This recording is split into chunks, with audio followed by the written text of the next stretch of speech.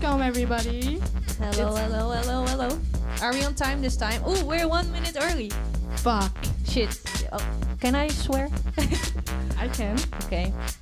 Maybe we just leave this for 1 minute and then we can start right on time. Like, right on time.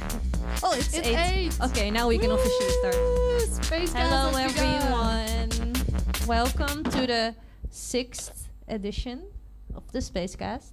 Yes, after one edition with terrible sound on the screen, we have improved a lot. We have improved a lot. Like everyone has his own desk here right now. Yes, we will talk about this in a bit, but first we have the Spacecast tune.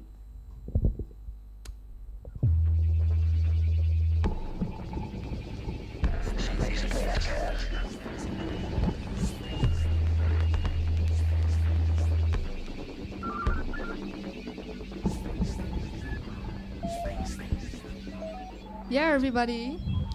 Today we have a lot of changes compared to last week. We have rebuilt the whole studio, rewired everything. The whole sound system is in perfect condition now. And for this, I would like to give a little bit of credits to everybody who's now involved with the theme. We have me, we have Simone as the interviewer and host. We have Marcel coming here every week to be our sound guy and sound engineer. Thank you, Marcel. Then we have Caroline over there doing the visuals. Today we have invited Daniel, and we have Ewald. Special credits for him and this camera with 6 eyes, because he's going to make 360 pictures. And we have Sabina. Yes. Okay, also we have an announcement to make. Since January, we have been a generator. We're the third generator that has been generated, I guess. So we're getting a little tuition to improve Spacecast and make the shows even better. So thank you. Thank you, generators. Thank you, generators. All right. So now we're gonna go over to an interview with some guy who is a breakdance teacher, as far as I know, and a DJ. And a DJ. He hosted his own party here once, Step to the Riddim. It was a huge success. It was a huge success. Welcome to the stage, Daniel! Woo! And the audience goes wild. Woo! Okay.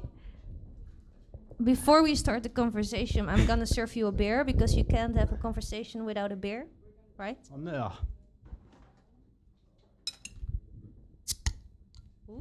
Ooh. So I'm serving you this Rodenbach beer. Thank you very much. Is this the beer you used to drink when you came here? Rodenbach. Oh, yo, this brings memories, man. Yeah. Normally we serve this in a fancy glass, but we don't have that right now. But you can enjoy it from the bottle. Thank you. Cheers. Hey, proost that. Cheers. So Daniel, we're first gonna start about you as a breakdance student, the docent, and a breakdancer in general. How did you start with getting into breakdancing and the whole culture around it? Yeah, that's a good question. Then we have to go back like almost 10 years. I started with all my friends back in the days, and yeah, we just practiced together, and we had a lot of fun and great adventure. But eventually, all my friends they wanted to quit because they got other priorities, and I was the last one standing. Yeah. Okay, so I just heard from Annebel that breakdancing is becoming an Olympic sport. Yeah, true. Are you gonna try to get there, or how is your ambition with breakdancing? That's also a great question. For me personally, I breakdance for myself, so I don't necessarily need to win, or I like doing competitions, but I'm going for the culture and for the experience, and not necessarily for the win. But there are, of course, there are people who breakdance for the win. So yeah. So how is the breakdance culture in the Netherlands? Is it different from, like, I don't know if you've ever seen how it is in America or something, but how is it here? The breakdance culture in the Netherlands it's pretty lit. No, they are alive, but they are like hidden. They're pretty hidden. I think the people who breakdance are also a little, I wouldn't say shy, but they are like, a little different than the rest of the community. They like doing their own thing, and they like having their own space. And there are lots of b-boys that I like. How do I say it? There are pretty much there are pretty many b-boys, b-girls, also b-girls. B-girl is a woman that breakdances. But there are many breakdancers in the Netherlands, but they are separated in different cities. So we have like the East, and I think you can count them on maybe one or two hands. But if you go to the West, you have much more people who breakdance, and you have much more breakdance classes, and yeah. And have you always breakdanced around here in Twente, or have you also gone to the West? Yes, I've also lived in Zwolle, but Zwolle there weren't any b-boys in Zwolle, so I was the only one with one of my great friends who I met in Zwolle. That's also a funny thing, because when I went to Zwolle, my neighbor, he was also breakdance. So I was like, wait, what? My neighbor is also breakdance, and he also comes from Twente, from Haaksbergen. So I was like, what? Coincidence does not exist, right? So, but we were the only two in Zwolle, and I've also lived in Utrecht for 1 year, and in Utrecht the scene was much bigger, and you also have like all-style dancing, different kinds of styles, but all the dancers in Utrecht were like connected together. So like, but how do you meet them in the first place? It's funny, because in Utrecht those dancers, they are like chilling and dancing on the streets on the central station, and you won't see anything like that here in the East. So I must say, last year I trained a lot outside with one of my other great friends, Jeremy, and we were like the first one who really practiced outside on concrete or in parks, but I think you will see much more of that in the West. Yeah. And you're also now teaching at Talentfabriek? Yes. Is this also like a little start of a big breakdance culture in Twente, or what is your ambition with that? Yeah, that's what I wish for. I would like to create a new generation, because I'm also getting older, you know. I turned 25 last Monday, so congratulations. Thank you. I'm not that old, but if I do feel a calling to build a new generation, because if I won't do it, maybe nobody will do it, you know. So I feel that responsibility. So And you've also started a kind of party, Step to the Rhythm, which is also kind of in the same culture. Yeah, that. Like Step to the Rhythm is a UK garage party, a UK garage, two-step, and two-step garage. It has like a break beat in it, mixed with house, and we breakdancers, we b-boys, b-girls, they dance on break beats, you know, funk and breaks. So like those two, garage and funk and breaks, they kind of hoe zeg je dat? Overlappen. Overlap. Yeah, overlap. Yeah. So why did you start a party? Were you missing something in Twente, like a party like that? That's a great question.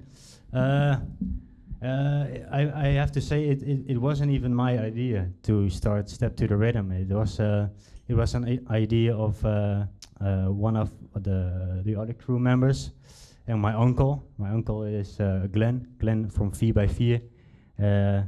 And they came up to me because they saw like I started DJing, and I have also another event, but in Zwolle. So they saw like, oh, this my nephew he's gaining some experience, so maybe he can help us building Step to the Rhythm. So they come up to me and they were like, "Yo, Daniel, do you want to help us with a new party in town? We want to start a UK garage party." And I was already into garage, so that's how it started. Yeah. But how did you learn how to DJ? Did you learn it from your uncle Glenn, or did you learn it yourself? No, I learned it myself with help of my friends in Zwolle. But yeah, I didn't have my own gear, so if I wanted to learn it, I had to go to my friends, and yeah, and I had to how do I say it? I was a little bit in a rush also, because I felt like, oh shit, I'm getting older and I wanna go hard, you know. So I really pushed myself last year, and the year before I started in 2019. So I'm not a really old DJ, but yeah, I really pushed myself to it. So that's how I learned it. And you also already had one party like live in here, and it was a great party, one of the different parties, and there came a lot of different people came here. Yeah. What's your future for Step to the Rhythm? My future for Step to the Rhythm is to make it one of the big parties in Enschede. Yeah, I think the oh jeetje, doelgroep. The doelgroep. Target group. The target group. Yes. I'm sorry. That's okay. But I think the target group for garage is really big. It's universal, because it has a great history.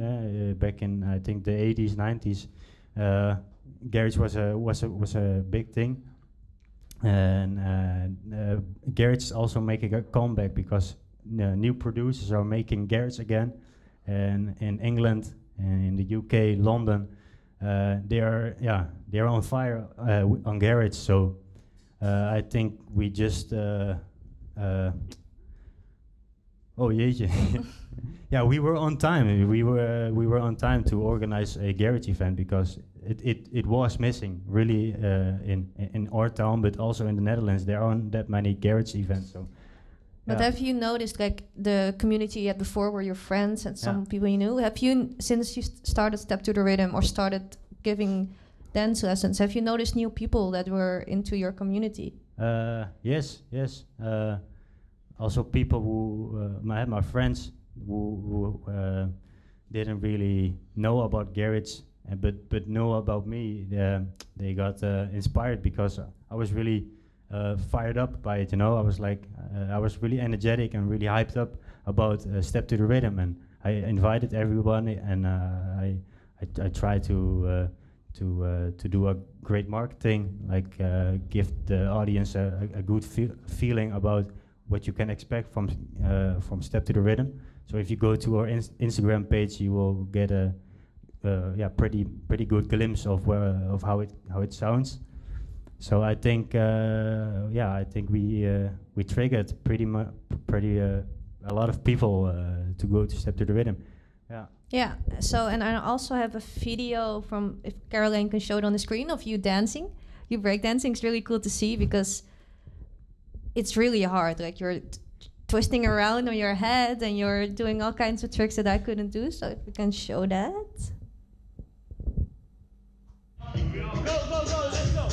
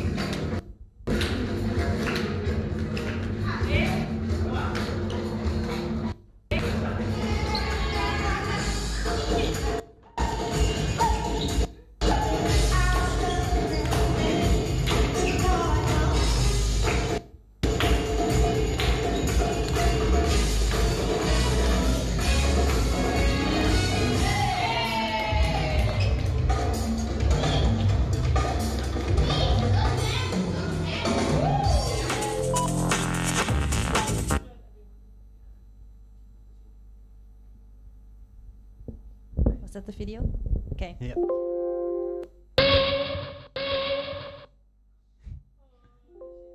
Okay.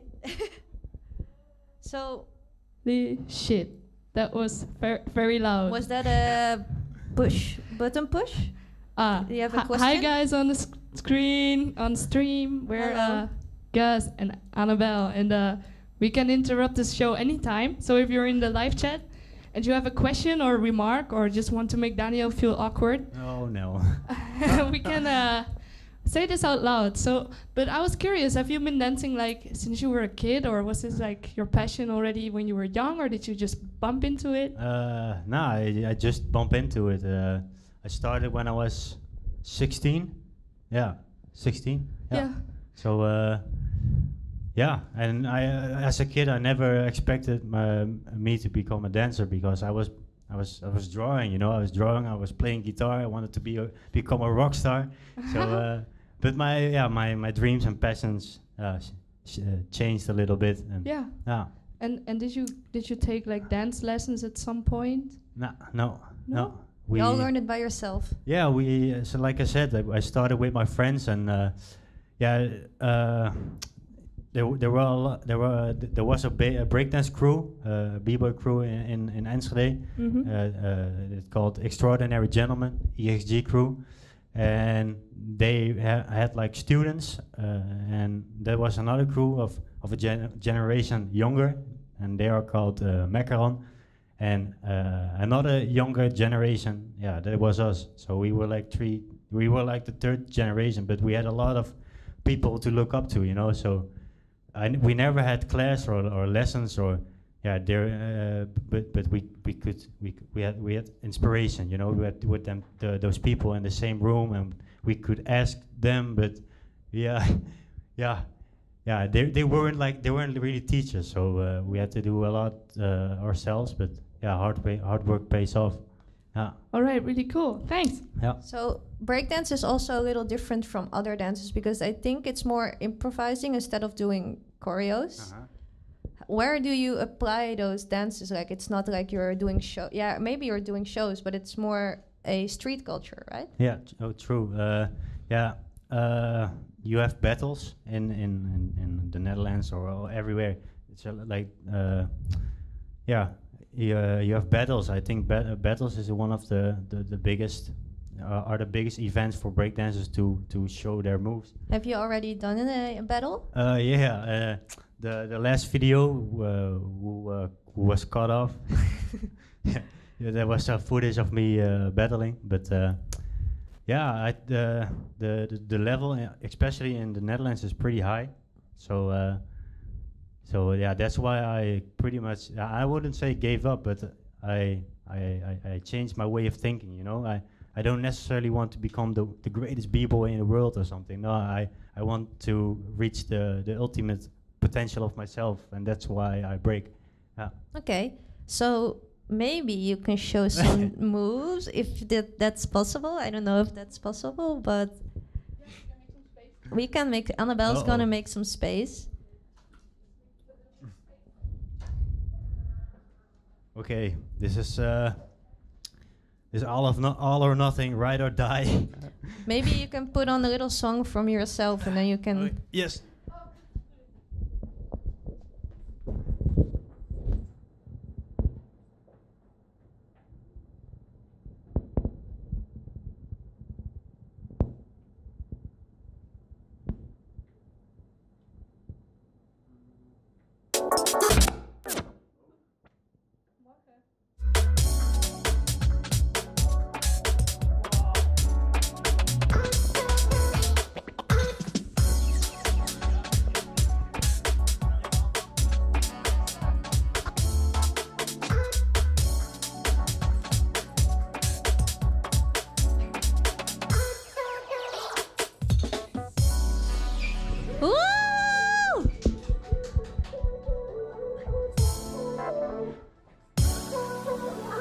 Very impressive. Thank you. So I'd like to thank you, Daniel, for the interview and the impressive dance moves. And now we go over to. That was scary. Was it scary? Were you scared you were gonna knock over the TV? Yeah. Okay. But now we go over to the video of Cats in Hell. And Annebel's going to talk about it. Thank you. Yeah. First, let's give Daniel some time to get off stage. And Thank give him you so some applause. much. Woo! Yeah, so we did a little bit of curation for some fun videos for today, and this one is made by Syriac. You can look it up on YouTube. He has a lot of crazy, weird stuff.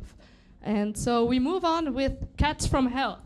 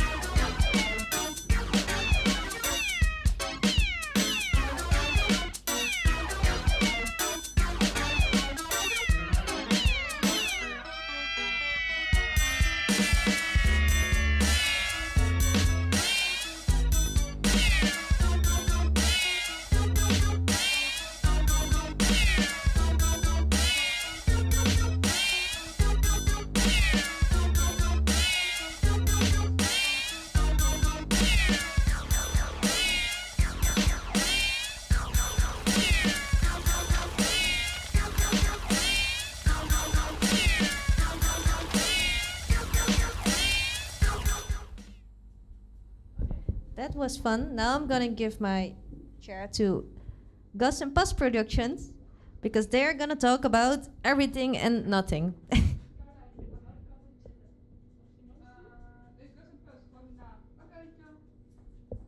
I kept the seat warm for you. Yes.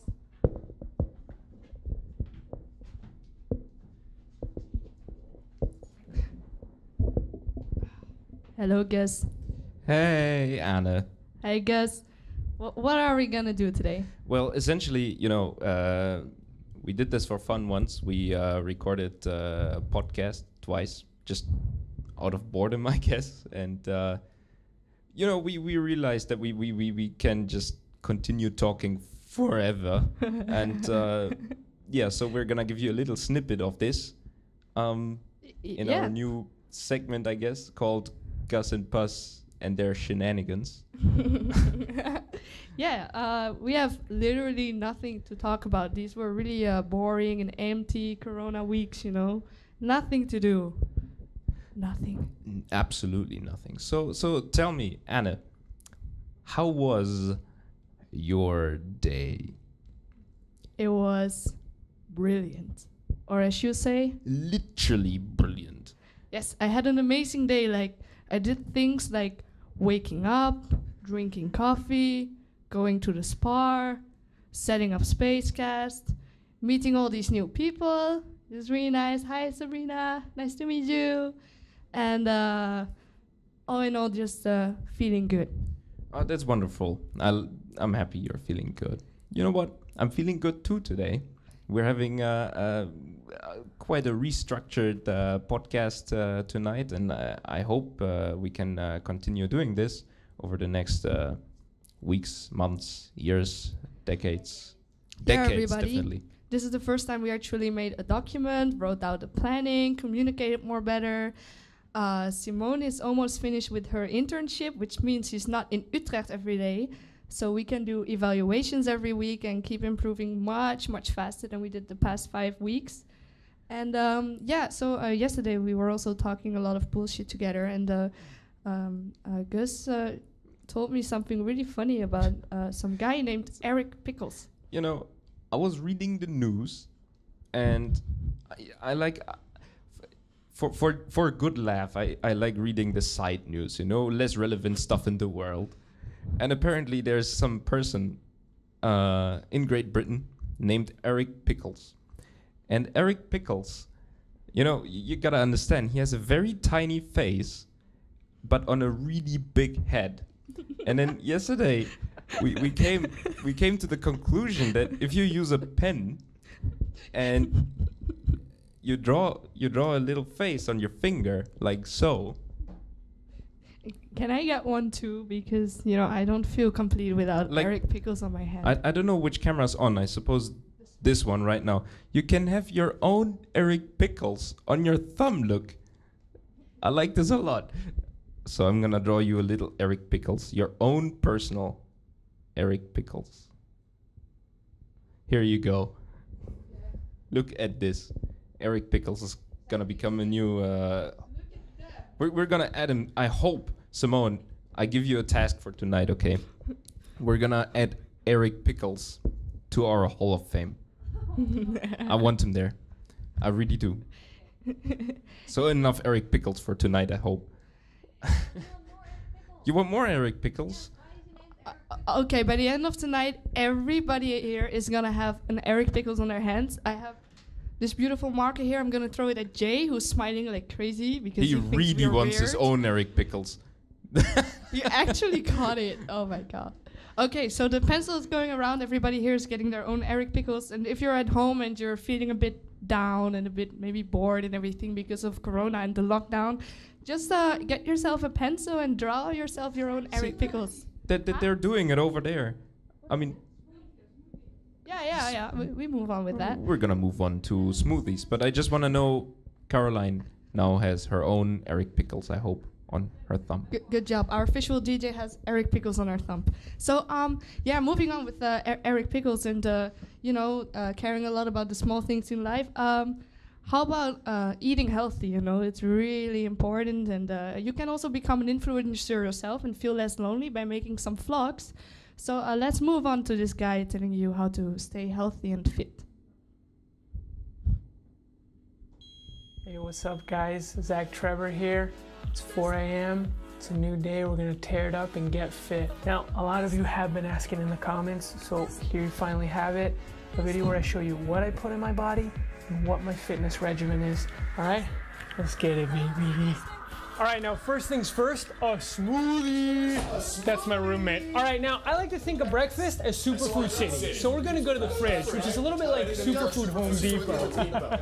Now, I buy most of these ingredients fresh, because once this stuff starts going bad, you're gonna lose all those good micronutrients. All right, let's grab these ingredients. So you're gonna wanna build your smoothie based on your needs. This week it's protein week, so this smoothie is gonna be packed with chia. You're gonna wanna layer it on your blender. So very, very simple. It's just gonna be chia, kale, peanut butter, repeat.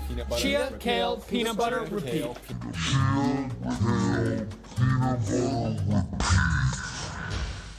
Yeah, smoothies, you know, just throw some apple, mandarins, bananas together, some water, and you have something that tastes brilliant. Approved by Eric Pickles.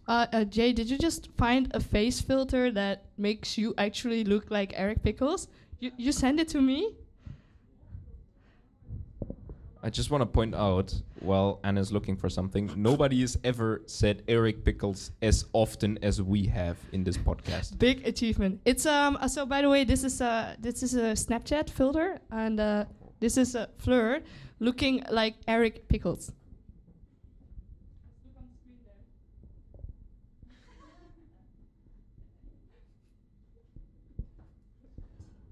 All right, I think you've heard enough about Eric Pickles, and I think this kind of concludes our 5 minutes of bullshit and fame. Thank you so much, and bye.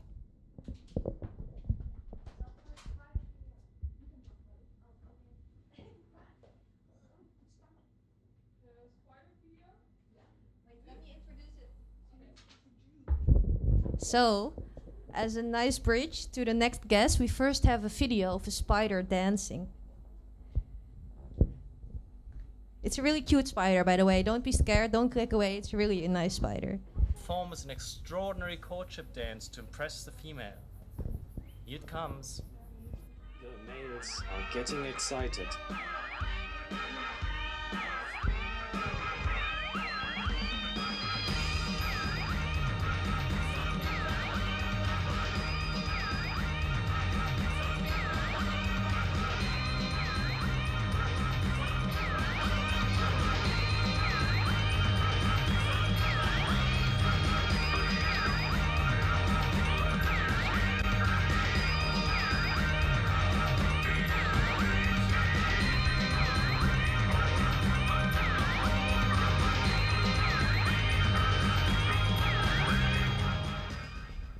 So that's how all the spider get the ladies. So now I would like to introduce the owner of Talentfabriek. Do we have a question? Hello. Gus really love spiders. Hi.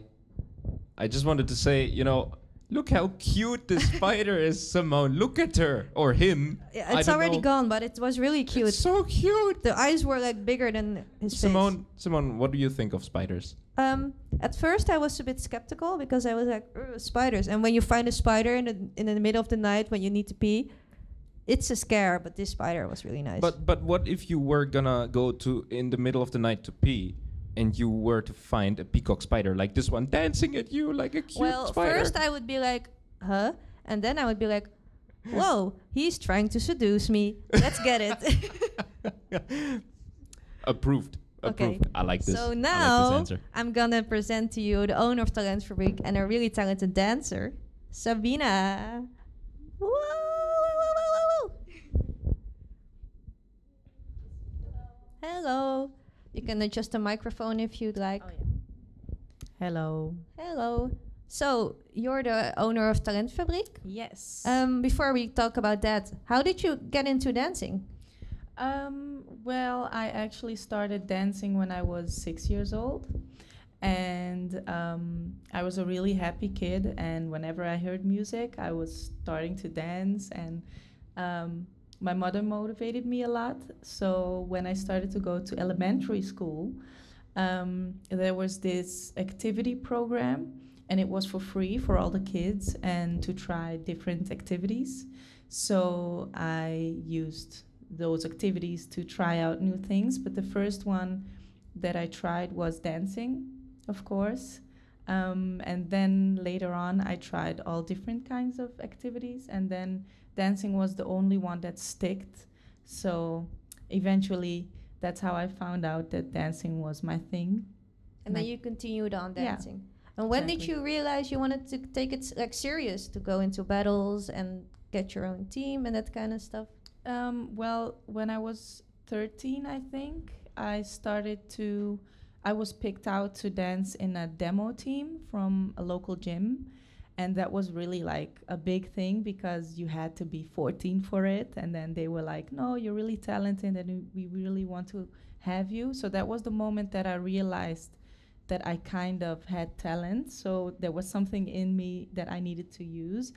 And then when I was 14, I tried out for this professional dance team called All Style Division. And I was also dancing with them, and they danced a lot of competitions nationally. And I've got a lot of awesome experiences. And then they broke up. Yeah, we broke up, but I was not yet ready yet, so I wanted to keep on dancing. So that was when I realized, because I learned a lot of stuff there, that competitions and jams, showcases, gigs, I really liked doing all of them if it involved dancing. So when we broke up, I kept on dancing. I started to teach at different dance schools. And how old were you then? I think around 18. Then you already started teaching? Yes. Wow. Yeah, because I didn't want to stop, and I didn't have a own team anymore. So when I was starting to teach, I found this dance school that didn't have any teams whatsoever, any competition teams. So the boss lady from at that moment, she was really interested in my idea about starting competition teams. So she gave me the creative freedom to do whatever I wanted to, and that's what worked really well, because I could start my own competition teams, use all the knowledge I learned with All Style Division and and all those years, and make it my own. So in the meantime, I was also doing solo competitions, battles and stuff. So that was really cool. And when I had those two teams in the dance school, we started doing competitions and traveling internationally, nationally. Where did you go? Which countries? Well, it was like all the different competition. You would start in the Netherlands with the prelims and the Dutch championships, and we actually won a Dutch championships Really? also. Yeah, so that Cool. was really cool. What was the name of the team? I had funk rockers, and those were my younger dancers. And then I had technicality, and those were my older dancers. So funk rockers was Dutch champion, and I also had a lot of solo dancers that were also Dutch champions. So I'm really proud of that. And we also went to Germany for the European Championships, and then to Glasgow for the World Championships, where we eventually got, the first year we got 5th place, and then the second year 3rd place. Wow. So that was So really that's cool. impressive. Yeah. Yeah. And I see a lot of, I saw a lot of documentaries about the dancing world. Mhm. But how hard is it to be in a dancing crew? Like, have you to train every day, and how does it really work? Well, it's a different kind of dedication that you have when you're a competition dancer. If you're in a regular team or a group just for fun, it's really just for fun, and it's like a really cool, relaxed moment to enjoy your dance. But when you're in a competition team, there's a lot of expectations that you have to keep up with. And the teams that I trained, we trained, I think, once a week, 2 hours. And then if we had a competition or something, maybe we would plan in some extra practices. So, and if you want to train for yourself in solo, you have to train a lot. It's like you learn the stuff in the classes, but you have to make the hours after the classes to develop really good. Yeah. Okay. So, what's the importance of dance? Because you have a lot of people who are like, yeah, I don't really like dancing because I'm so awkward. Do you have any tips for that? And why is it so important to just dance sometimes? It's really important because it's like an outlet to most people.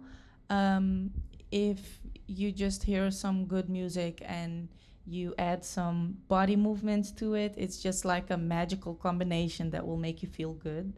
And it's really, for me, it's really interesting because I can decide where I want to be, even if I'm just in my dance room.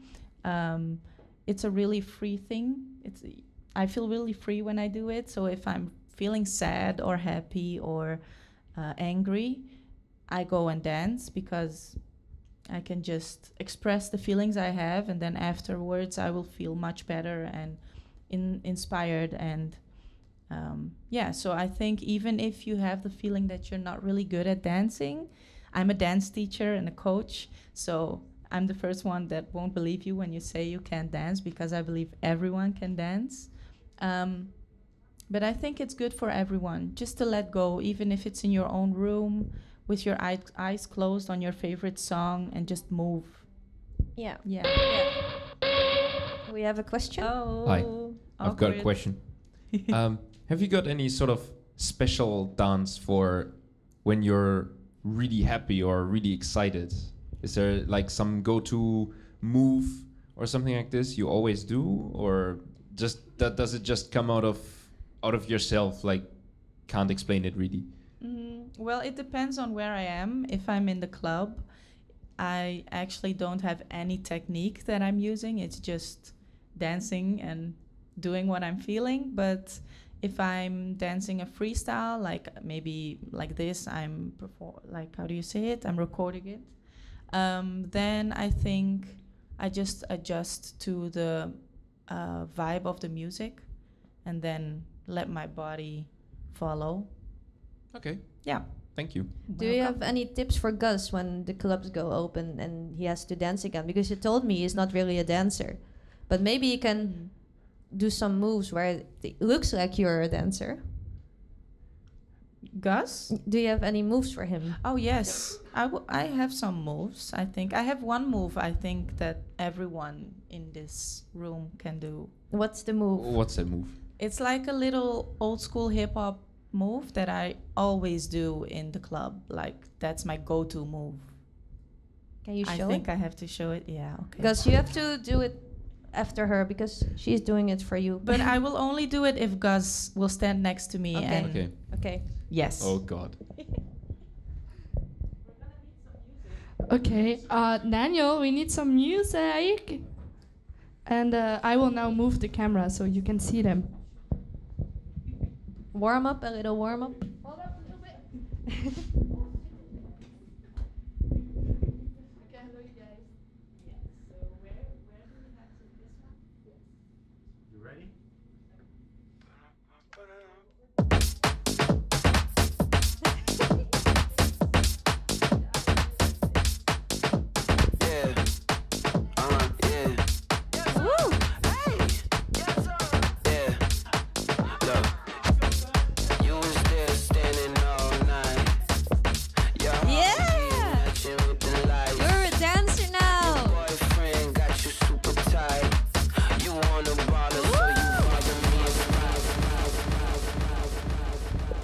That was amazing.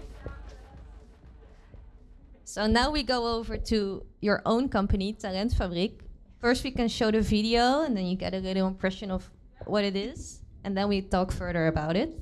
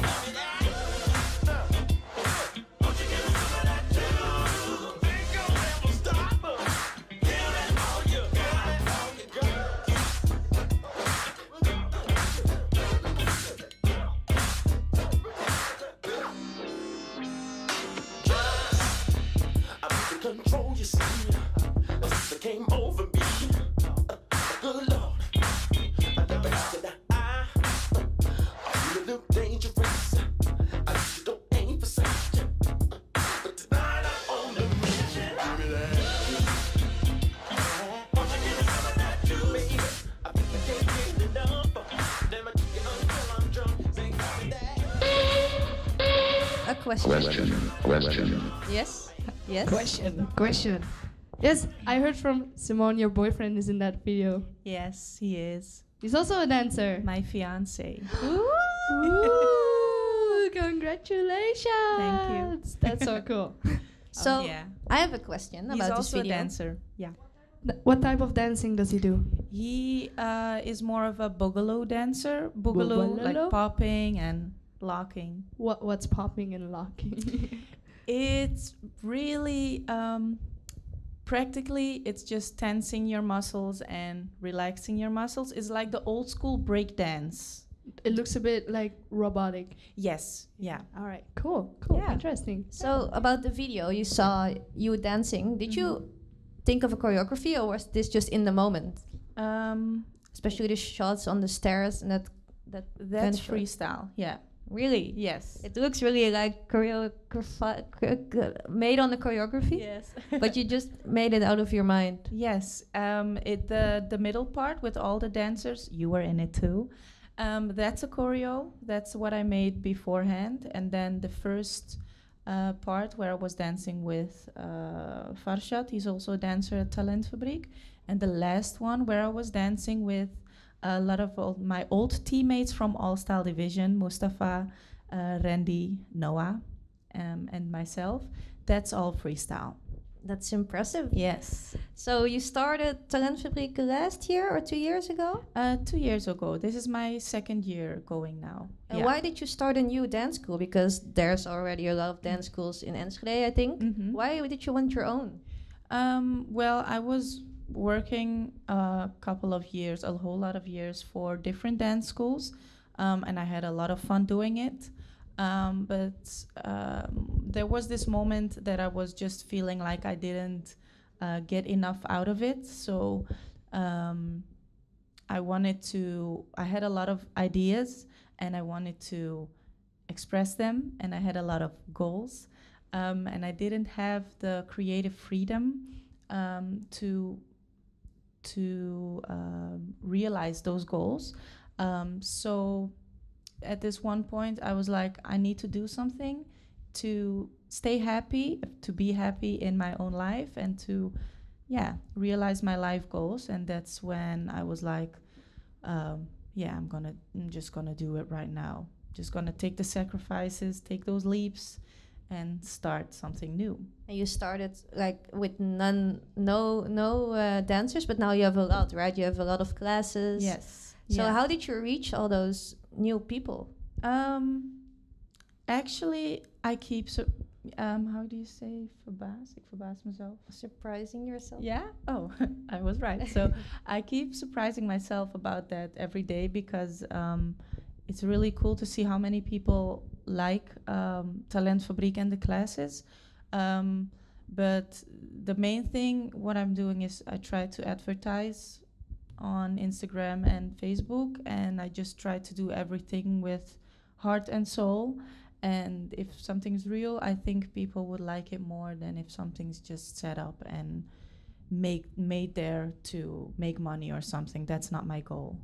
And do you already have a competition team, or are you planning to do a competition team with the Talentfabriek? Yes, I started with the teams immediately. I have 2 teams, one battle team called Battle Factory, and the showcase team called Soul Factory. And we are already training 2 years for competition, and I hope that the corona situation will be over soon, so that we can start with the competitions right away. And how do you see your future for the Talentfabriek? What's your goal? I hope that I have a very long future with Talentfabriek. The goal is it's called Talentfabriek with a reason, and not Dancefabriek or something, but a talent factory. Because I really want to give people the space to develop their own talents in their own way. I started with dance because that's my basis actually, and then I hope to expand it a little bit more to a little bit more different kind of talents, but also for all kinds of people. Maybe people that will have how do you say this in English? People with autism, or people with a learning disability, or people that maybe don't have enough money to start classes. It has to be like a space for everyone. And I want to combine my education, with my passion. So. And what did you study? I studied for social work and then specialized in youth services. I did that for 8 years, first at ROC and then at Saxion. So I thought it would be cool to combine those 2 things. And I think it's something we need in this society. So we do. Yeah. So thank you, Sabina, for this interview. Thank you. Now we're gonna go over to another video. No. Oh, a talk between Gus and Annebel. Thank you.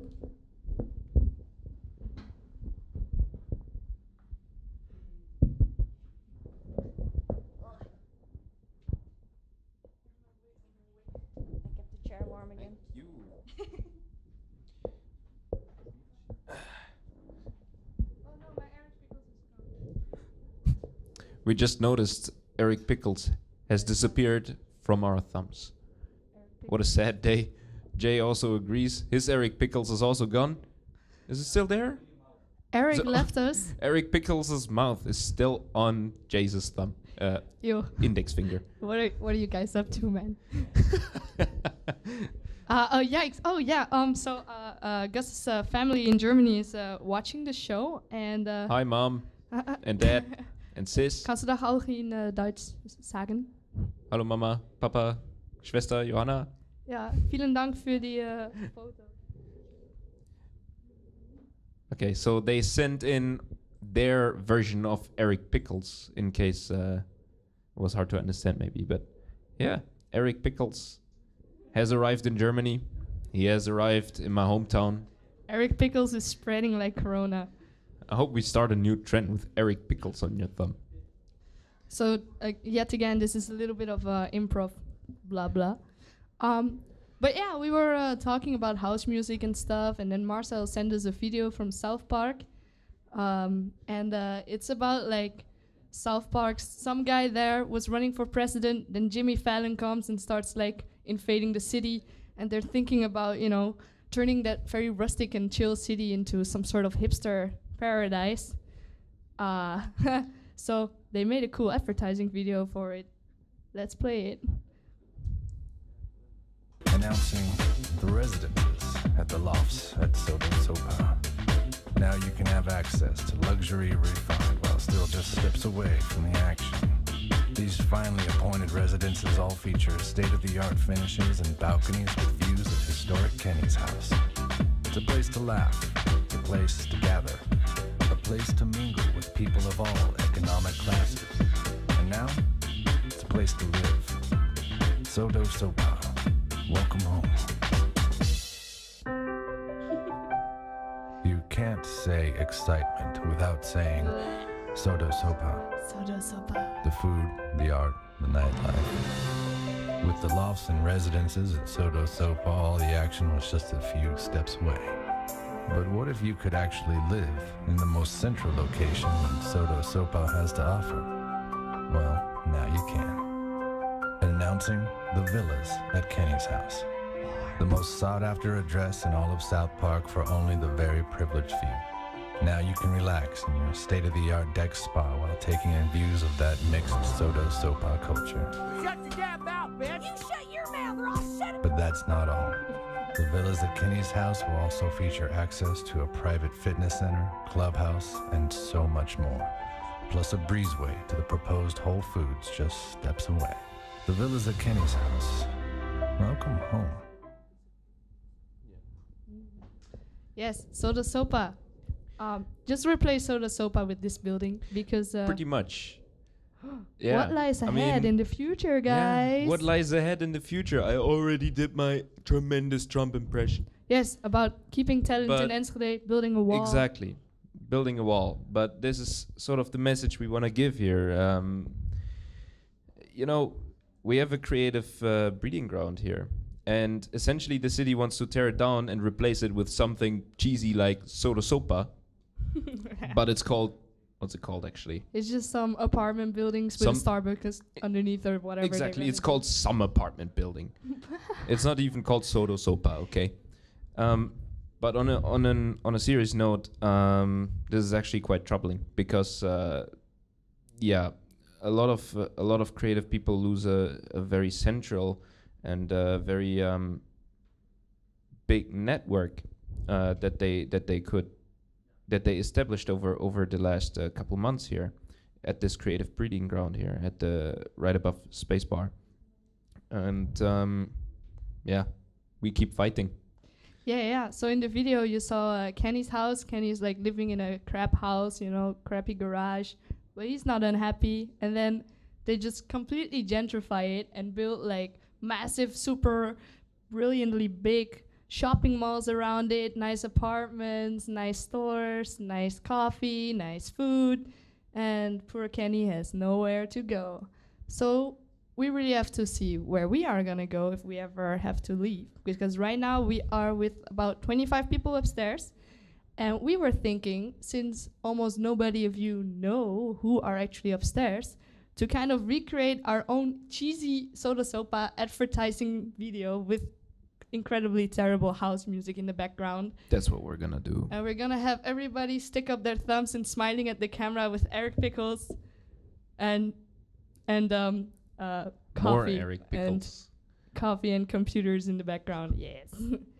Pretty much, but that's what we're about. We're creative modern people here. I mean, we all just live on coffee. We drink nothing else here, not even water. It's just coffee. It's in our blood. It's in our veins, man. Thanks for the coffee, Jay, by the way. Ooh. Yes, I want one. Another one, please. Thanks. Thanks, Jay. Everybody here wants coffee, Jay. Oh no, I fucked up here. All right. Big appreciation for the breeding ground resulting into the organization of Spacecast. And we're gonna come back with a new Soda Sopa video. Let's move on.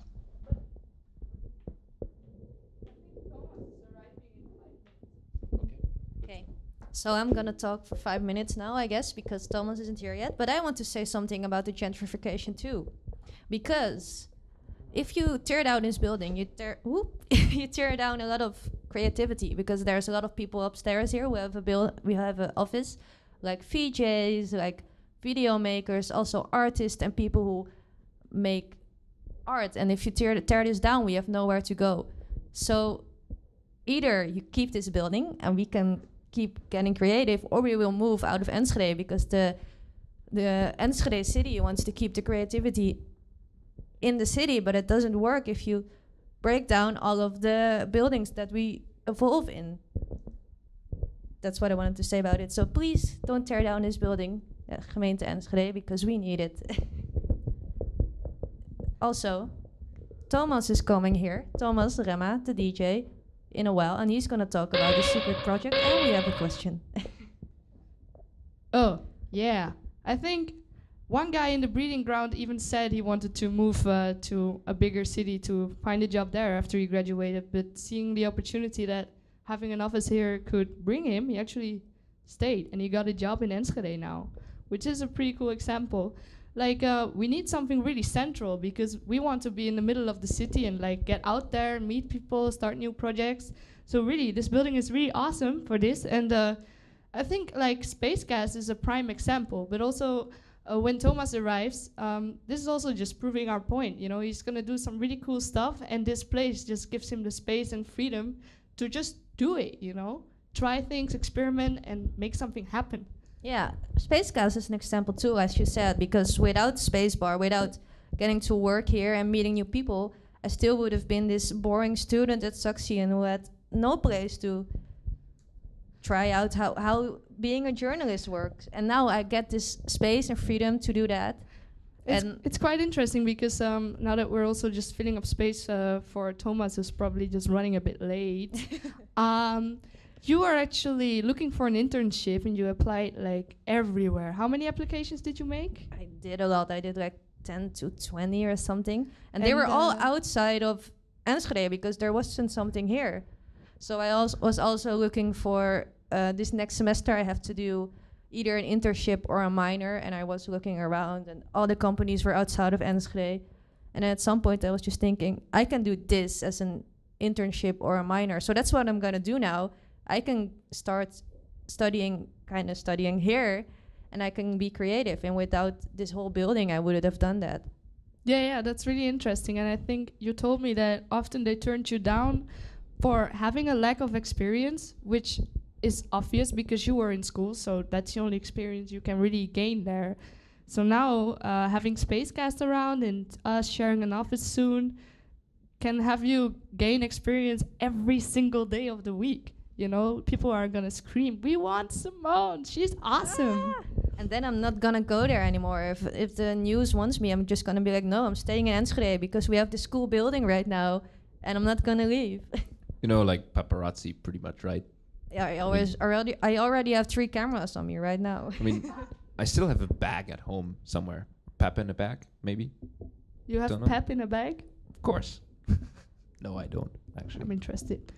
I think we can just wait for Thomas. If he's here, he can wait a few minutes. I think we have on the planning to interview me. You, yeah. So let's move on with it. After now, I just interviewed you regarding your minor. So Simone is working 5 days a week on Spacecast for the next 5 months. By the end of January. Woo. So that's great. So I'm gonna start this interview by the question everyone is asking: how's the pussy doing? Oh, that's a very, very delicate question, Yeah. It's like, all of them are fine, all the pussies, but I think you're asking about the one that has like 2 ears, 2 eyes, and a really cute face. Yes, Mowgli I'm talking about, of course. She is doing great. She's actually upstairs, because otherwise I would be running downstairs right now. So maybe I can come get her after this interview, and she can enjoy the music with us. Yeah. And meet Sabina as well, because she's super excited. Really excited, yeah. So yeah, Mowgli is doing amazing. She's super happy. She's just playing around all day. It's very nice. Happy cat. But you have an office here too. But what do you actually do? Because we only know you as a producer from Spacecast. But what's your actual thing you do? Yeah, when I just got there, I was actually editing videos all the time and editing pictures. It was like the lockdown just started, so I took like a little break of about 2 or 3 weeks, because I kind of had to recover from the shock. I was in Egypt. I was running around freely, jumping around near the pyramids, going places. And then the embassy called me and they said, yo, Annebel, you have to go home or else you're stuck. And it could be 1 month, 2 months before we can pick you up. So I had to rush home. And when I came home, it was half like lockdown, everything closed, and we didn't really know much about the virus back then. So I just and since I were in a high-risk country, I stayed home for those 3 weeks to make sure I didn't bring corona here.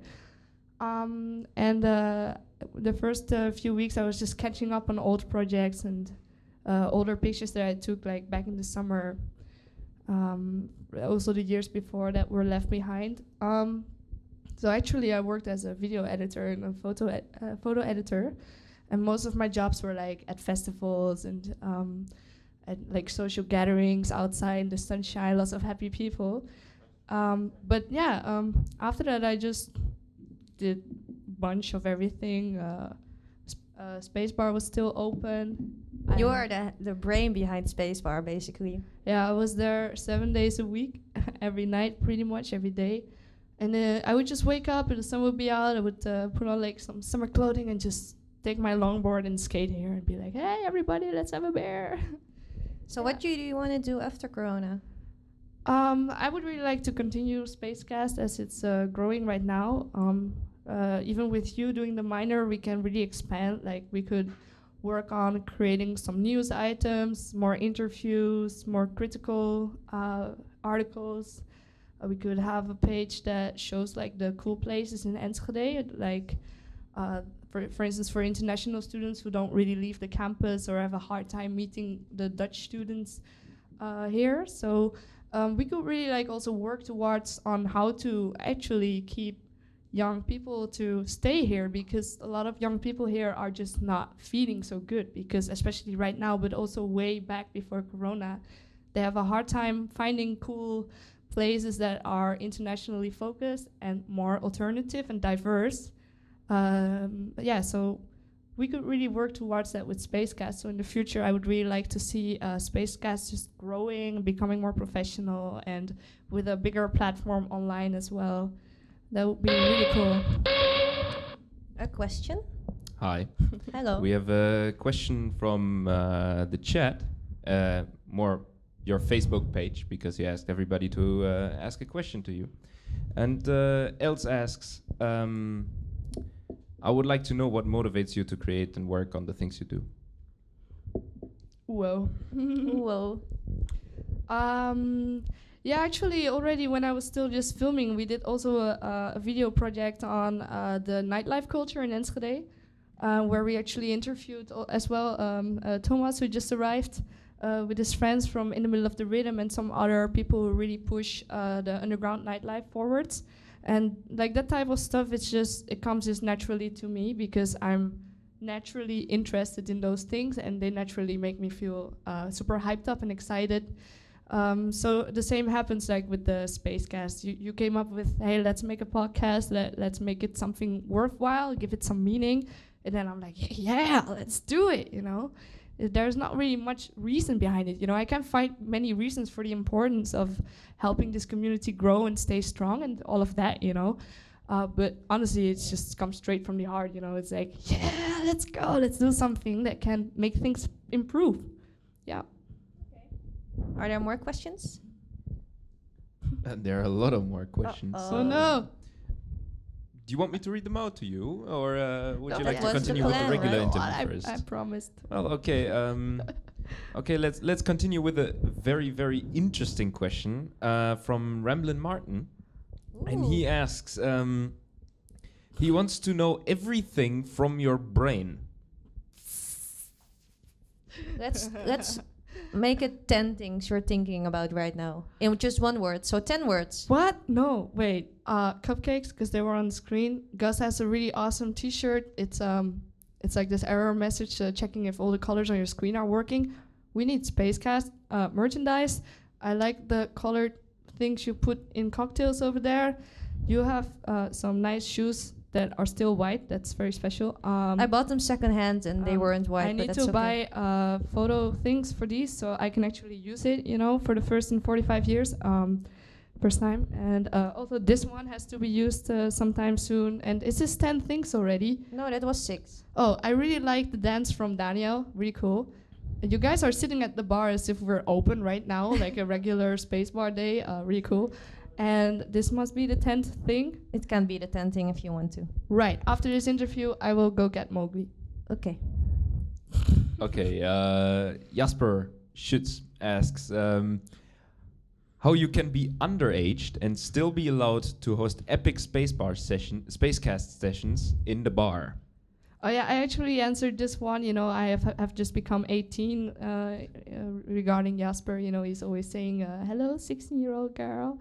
And so it means I can smoke weed, drink, and organize Spacecast. So this is just some general logic.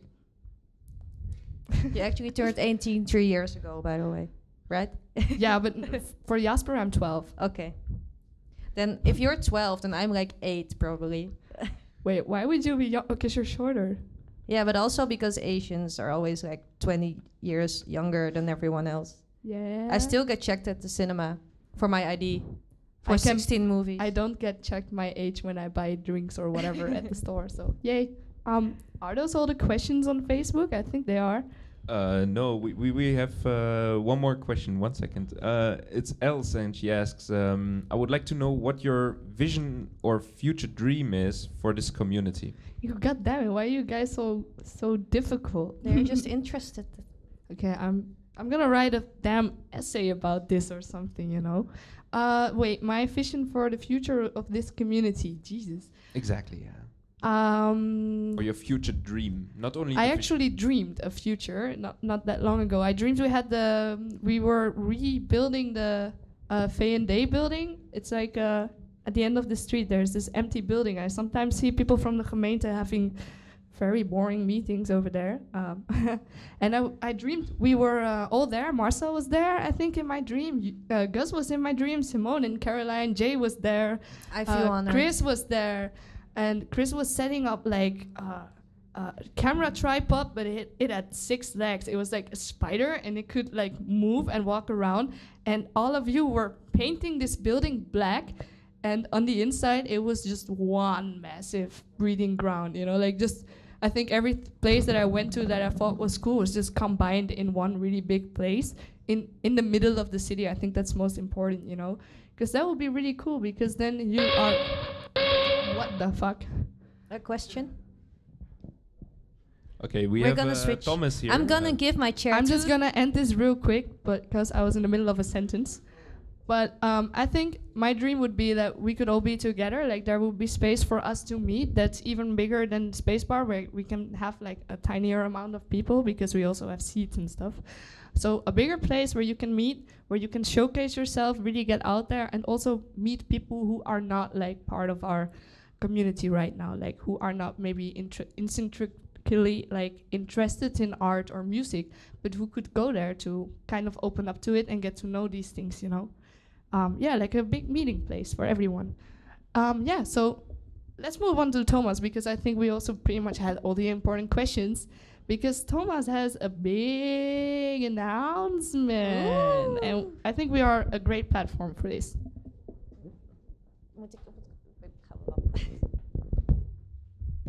So, hello everyone.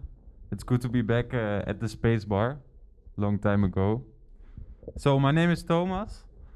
Actually, the only time I'm in front of a camera is when I'm playing, but now I'm talking. It's a bit weird for me. But I have an important message for you all. And that is, I'm doing with my radio station called In the Middle of the Riddim. That's ITMOTR radio. Next week on Saturday, we're doing this really nice event. It's called Club Otto. And it's a one-day mini festival in collaboration with the Art Academy here in Enschede, Aki Artes, and this building where we're in right now. It's Warp Technopolis. And it's a one-day mini festival online in a virtual space designed by Gustav. And it will take place on the hours from 4 till 12 on next week Saturday, the 23rd of January. We're doing an 8-hour live stream with DJs and live artists, and it is combined with an art exhibition of students by Aki. So I would love and I would like to ask everyone to check it out. It's on our Facebook page, Instagram, and our website, ITMOTR radio.com. And that's my message to you all. So have a good night and thank you.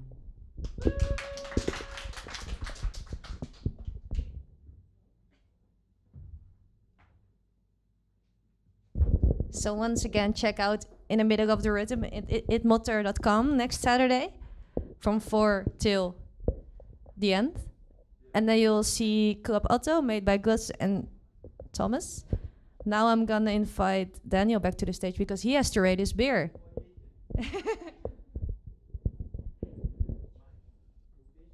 Ja, maakt niet uit. Because you had the Rodenbach and it was a beer that you could drink at the Space Bar if it was open. Would you recommend it to the people if Space Bar was open again? Hereby I present Rodenbach. It's a super delicious beer, but it's a red ale, an ale. I'm sorry, but so it's not for people who really like pills, but it's for I think it's for women. But No, beer. It's just for people who like sweet. yes, like me. I thought it was for women, but when I was chilling at Space Bar last summer, one of my I think my friends they showed me Rodenbach. Rodenbach. I don't know. Rodenbach. And I tried it and I was like, whoa, this is really nice. This tastes like cassis with a little taste of beer. So if you don't want to get really drunk and just want to chill, and you would like to get something fruity, I would recommend a Rodenbach, and Thank you. So now you can crawl behind the desks. Oh, is it time to? Yeah, we're gonna close off the show and then you're gonna play. Yay! Yeah. Okay. So maybe Annebel, am I doing the closing with you? Yeah, sure. So we had a full schedule today, but we made it. Hello. Hey, it's Mowgli. She wants to come downstairs. She wants to be picked up by her parents. She wants to leave the first floor. Meow. Let's end this real quick because Watch out for your coffee. You're almost spilling it. My cat was actually crying behind the door. They're like, please, I want to see Spacecast. Am I not part of it anymore?